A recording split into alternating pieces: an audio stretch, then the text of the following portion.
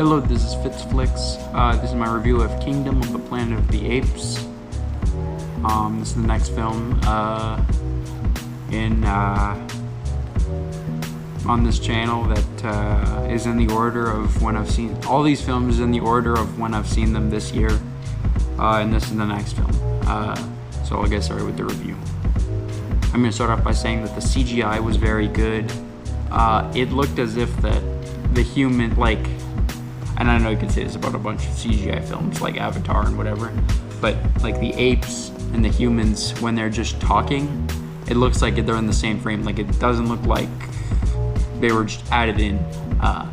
And that's when you know a film has good CGI, and I just thought it looked really good.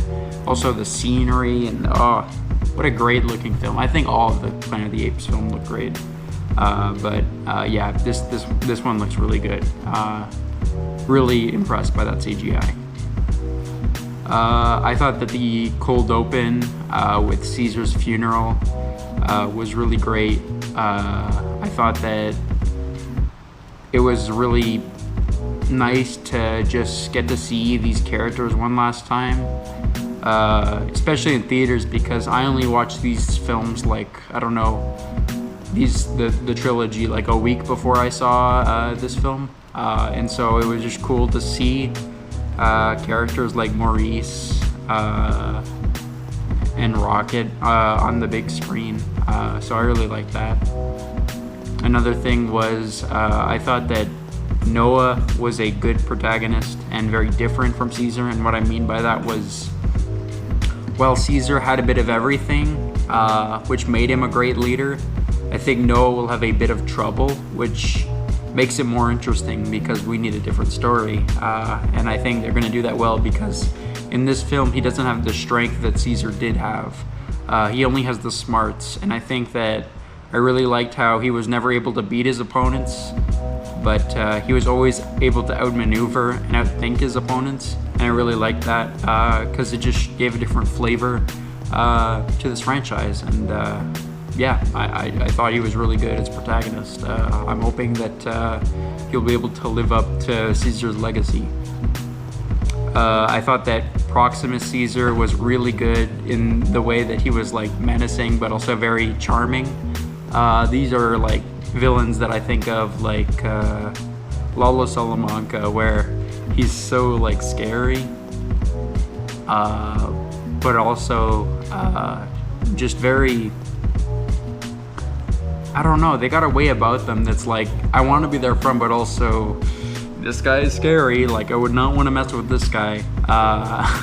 And I really like villains like that, and Proximus falls in line there, and he's really cool. Yeah, I thought he was probably my second favorite villain, behind of course Koba from this franchise, and he was really good. I liked him.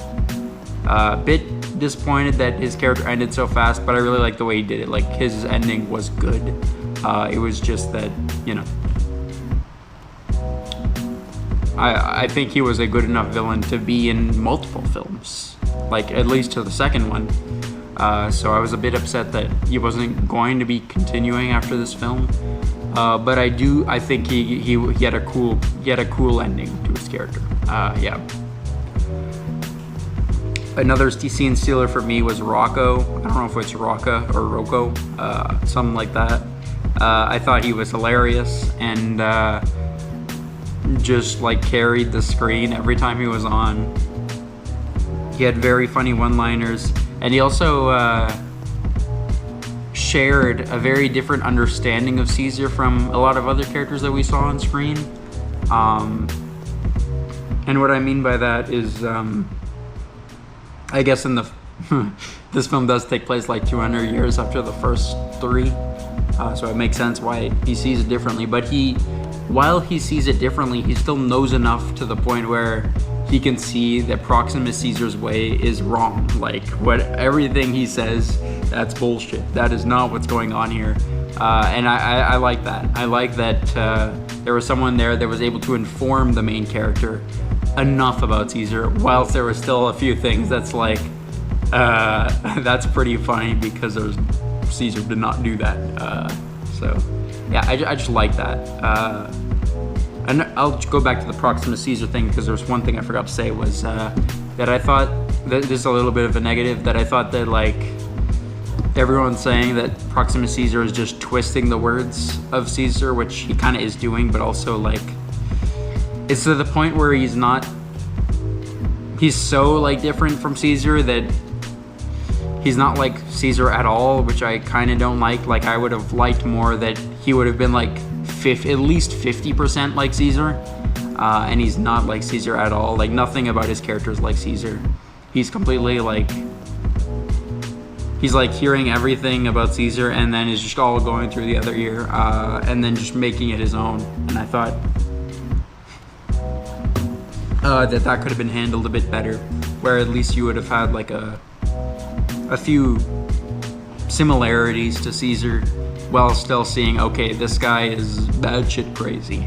We need to take this guy down. So yeah, that's one negative. It's very small, but you know, you have to have something here.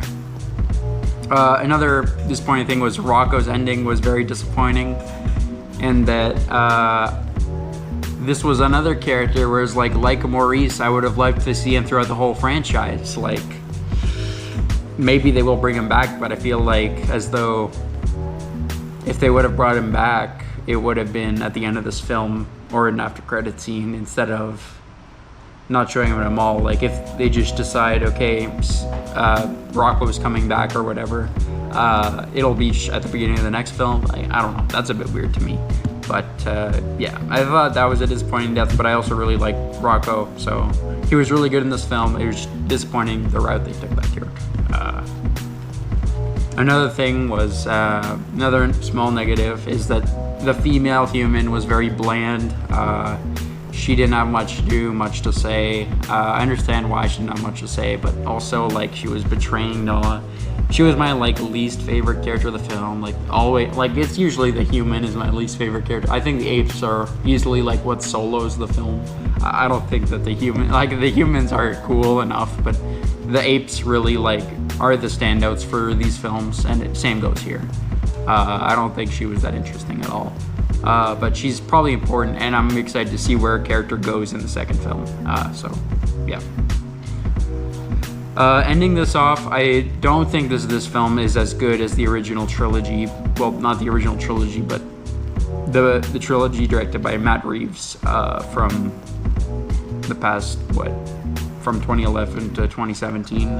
So I don't think it's as good as those three films, but I think it is a good follow-up, and I think it will start off a new franchise that will be able to compete with the original. Not the original, because I can't say that, because there has been films from a long time ago, but films from the past. So I like this film. I think it's good. I think it's a solid, I think this is a solid film following one of my favorite trilogies of all time. And out of 10, I would give it a solid 8 out of 10. So go see this film. It's really great. And bye. Thanks for watching.